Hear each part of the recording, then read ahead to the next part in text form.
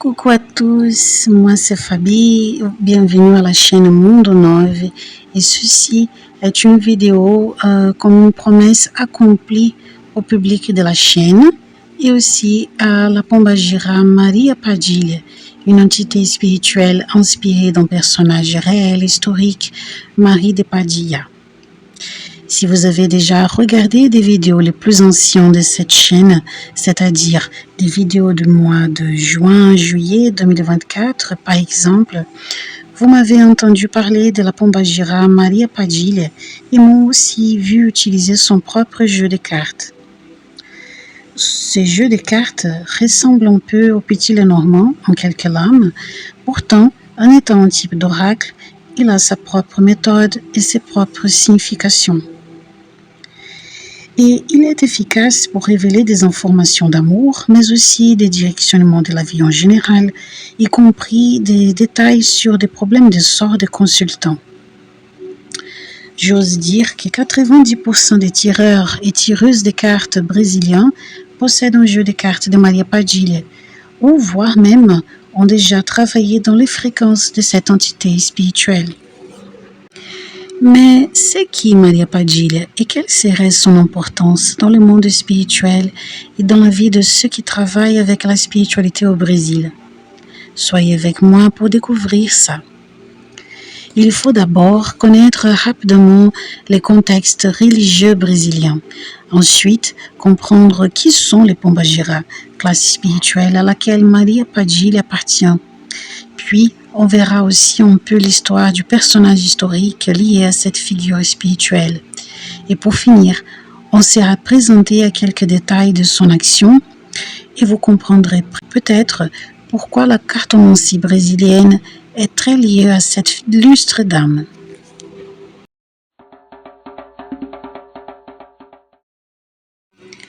On commence alors par les religions brésiliennes.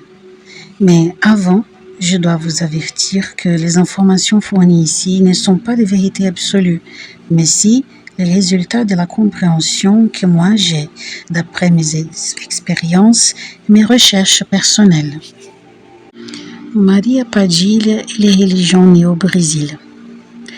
Étant un pays multiculturel, composé surtout des peuples amérindiens, africains et européens, le Brésil a donné naissance à plusieurs religions et pratiques spirituelles originales.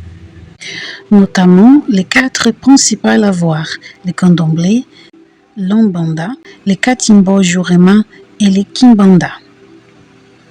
Malgré leurs différences de culte, de rituels et d'origine, toutes ces religions sont basées sur la communicabilité avec des esprits des ancêtres, connus comme des entités spirituelles, gardiens ou encore guides. La manifestation ou l'évocation de ces entités est faite moyennant des médiums préparés et des rituels spécifiques. Et chaque entité est liée à un groupe d'esprits dont l'organisation suit une hiérarchie et une ligne de travail nommée des phalanges. Dans la plupart de ces 4 religions majeures, on relève 2 grands axes d'action de ces phalanges. Le premier axe est composé des phalanges nommées des droites, qui, à leur origine, étaient une triade formée d'une force infantile, qui comprend les esprits des enfants, une force adulte, guerrière, qui comprend les esprits des Amérindiens ou des métis amérindiens, et une force âgée, qui comprend les esprits des vieux noirs esclavisés. Le deuxième axe étant composé des phalanges nommées de gauche, c'est-à-dire une force gardienne représentée par une figure masculine connue comme Exu et une force gardienne représentée par une figure féminine connue comme Pombagira. Mais il y a aussi d'autres groupes et hiérarchies d'actions médiumniques qui ne sont pas comprises à la base ou dans le cadre de toutes ces 4 religions présentées ici, comme le groupe des forces gitanes, orientales ou européennes, le groupe des voyous bohèmes, appelés en portugais des malandros, le groupe des anges gardiens, le groupe des cowboys, des groupes des mariniers, etc.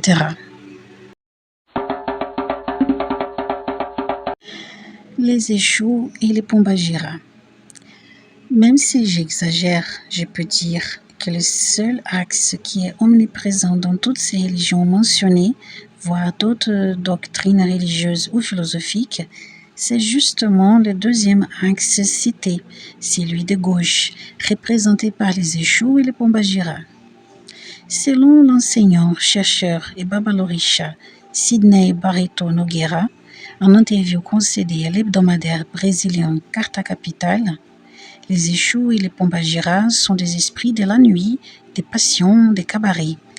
Et ils sont sages en ce qui concerne la vie, l'amour et les carrefours. La dénomination échou est inspirée par le nom de la divinité Orisha Eshu, aussi connue comme Elebara. Dans la culture Yoruba, culture ancienne dont le domaine se situe sur le Nigeria et le Bénin, Eshu est le seigneur de la communication, de la parole, des multiples possibilités, des carrefours, de l'ordre et de la discipline, de la fertilité et des relations.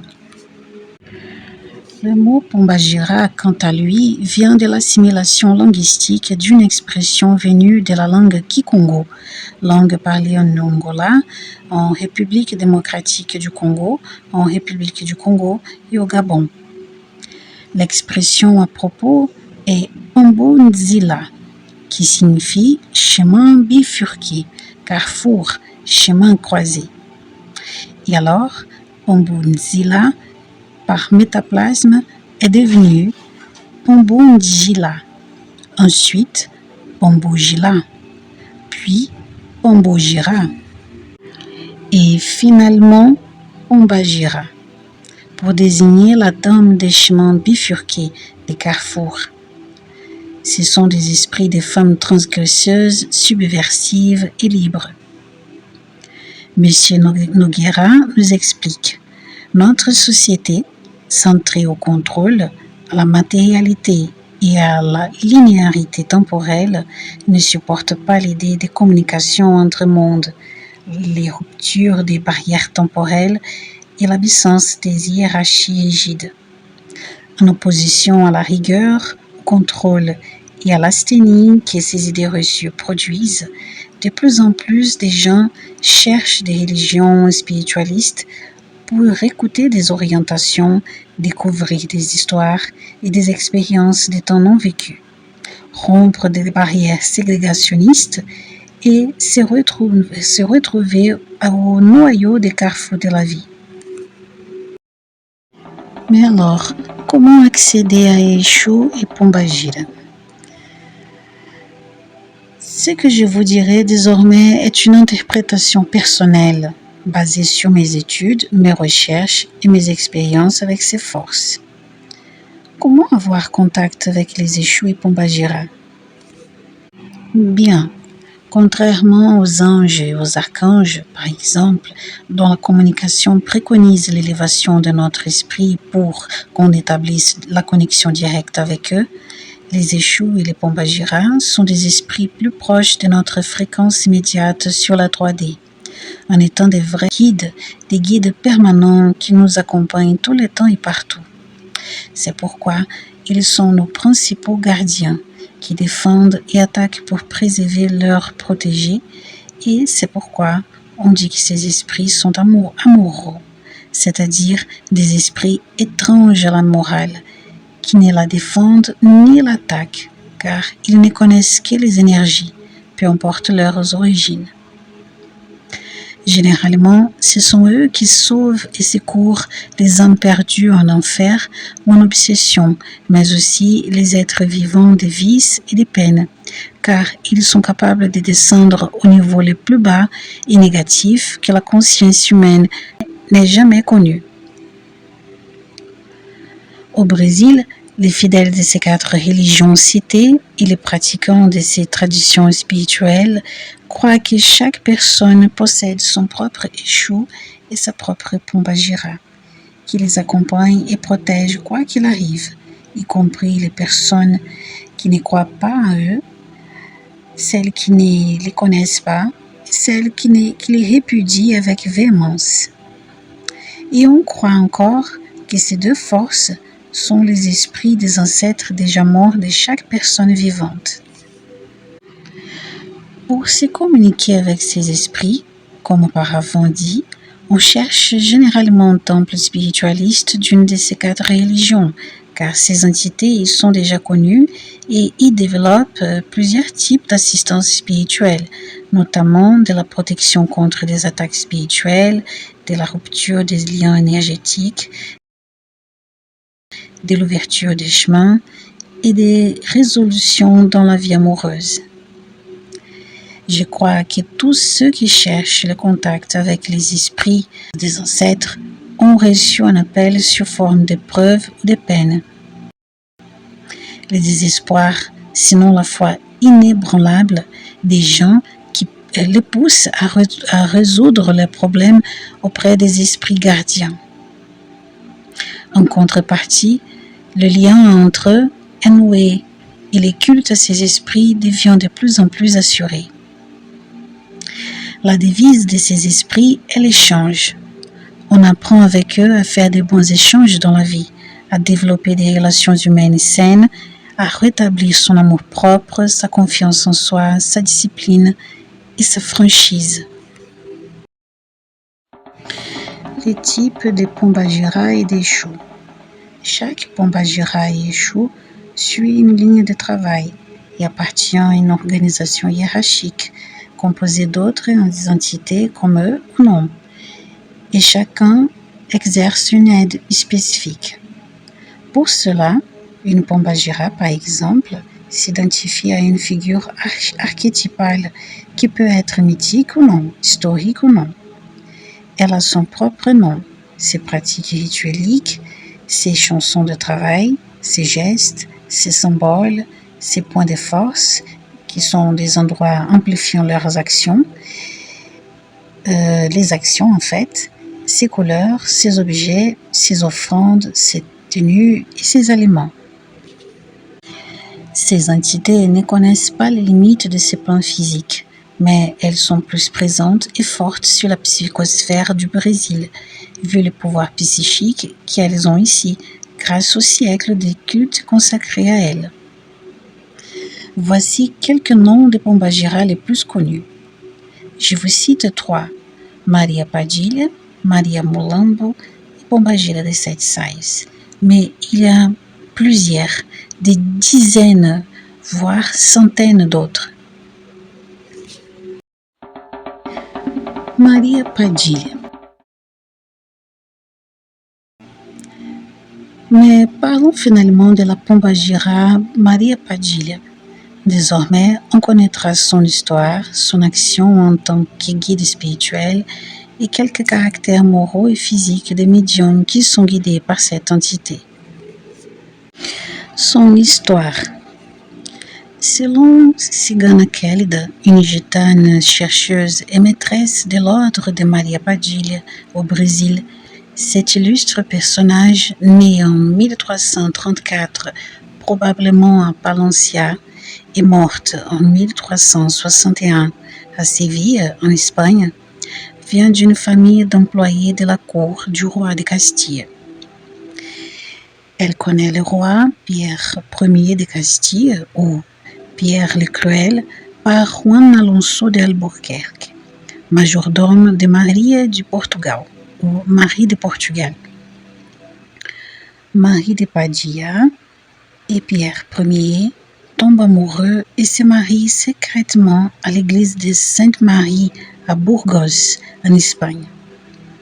Depuis, Padilla devient la tête des affaires politiques du roi et passe à influencer toutes ses décisions importantes en tant que souverain, comme sa résolution de gouverner comme un autocrate à l'âge de 19 ans. Cette décision le mène plus tard à se marier avec Blanche de Bourbon, fille du duc de Bourbon, pour former une alliance entre France et Séville. Ceux deux se marient publiquement au moment où Padilla accouche son premier enfant avec Pierre. Le mariage royal tourne mal et 3 jours plus tard, ils se séparent. Pierre alors retourne à son amoureuse, Padilla, et les deux vivent en cachette à Olmedo, dans la province de Valladolid, avec leurs 4 enfants, jusqu'à ce que les ennemis du roi découvrent le secret et les contraignent à recommencer son mariage avec Blanche. Pourtant, la reine meurt empoisonnée à l'âge de 25 ans, probablement par ordre du roi, qui évite à tout prix ce remariage. À 1 semaine de différence de la mort de Blanche, Madame Padilla meurt elle aussi en 1361 en conséquence de la peste bubonique. Ses dépouilles restent déposées longtemps dans les couvents qu'elle-même a fondés, puis sont déplacées vers la chapelle des rois, dans la cathédrale de Séville, où il demeure jusqu'à présent. Avant la mort de Padilla, Pierre a encore une 3e épouse, Juana de Castro. C'est justement ce 3e mariage, aussi en cachette, qui mène Padilla à fonder les couvents avec l'autorisation du pape Innocent VI. Et c'est où elle va vivre jusqu'à sa mort, comme elle le voudrait. On dit que le roi n'a jamais accepté la mort prématurée de Padilla et qu'il a déclaré publiquement 1 an plus tard qu'elle est sa seule femme, d'une façon tellement convictoire que l'archevêque de Toledo annule son mariage avec Blanche de Bourbon. Et ainsi, Padilla est consacrée comme la seule épouse de Castille. Padilla, la sorcière. Chrétienne à son origine, Marie de Padilla découvre la sorcellerie par ses dames de compagnie morts dans le palais de Séville. Elle s'y intéresse tellement qu'elle commence à pratiquer la sorcellerie pendant les batailles les plus violentes de Castille et Léon, pour protéger les soldats et renforcer leur foi. Après son décès, une immense égrégore de sorcières l'ont adoptée comme une déesse en Europe. Au Brésil, son histoire a débarqué auprès des sorcières déportées par l'Inquisition en Europe. Il n'y a pas de preuve que quelques entités nommées Maria Padilla soient en vrai les personnages historiques, ou si cette histoire vient juste des inspirations à propos des rumeurs de sorcellerie. Les cultes à Maria Padilla et son influence ont abouti à tout un lignage de cultes au mari, vu qu'une grande partie des esprits féminins qui s'y manifestaient adoptaient le prénom de Maria pour homager Padilla et son héritage. Elle est tellement importante que seule elle a son propre ordre et sa hiérarchie et ses dérivations, disons de manière respectueuse. Par exemple, il y a Maria Padilla das Almas, Maria Padilla das 7 Encruzilhadas, ça serait traduit comme 7 croisements, Maria Padilla cigana, gitana, Maria Padilla da Calunga, du cimetière, Maria Padilla do Cruzeiro, de la Croix, etc. Ce sont quelques entités portant son nom, mais il y en a beaucoup d'autres. Le domaine d'action de Padilla. Elle est connue pour ses travaux spirituels concernant l'amour romantique, l'amour propre et les plaisirs de la vie, la santé et la prospérité matérielle, l'ouverture des chemins et la défaite des sorts. Dans le rituel à Padilla, il faut toujours avoir de la rose rouge et les couleurs rouge et noire, mais aussi les tridents ou le pentagramme. Son boisson préférée est le cidre ou le champagne, et son culte est toujours nocturne. Elle aime aussi les cigarettes. L'alcool et la cigarette sont manipulés par Padilla par la force de vie végétale qu'ils contiennent, important dans les magies. Les médiums qui travaillent pour Padilla. Les médiums confirmés et consistants de Padilla, hommes ou femmes, sont généralement beaux, intellectuels, charmants et bons écouteurs. Alors, ils aiment écouter ce que les gens veulent leur avouer, ils savent écouter, ils savent donner des bons conseils. Et ils sont aussi leaders naturels. Une autre marque de ces médiums, c'est qu'ils sont sérieux et peu souriants. Et ils s'en fichent des jasements contre eux et ont une forte intuition sur les caractères moraux des gens.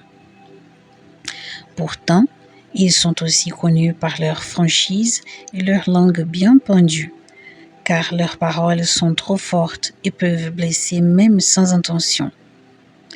Ils peuvent se montrer autoritaires, têtus, anxieux, inquiets, mais ils sont des vrais chercheurs. Ils aiment chercher des informations et étudier.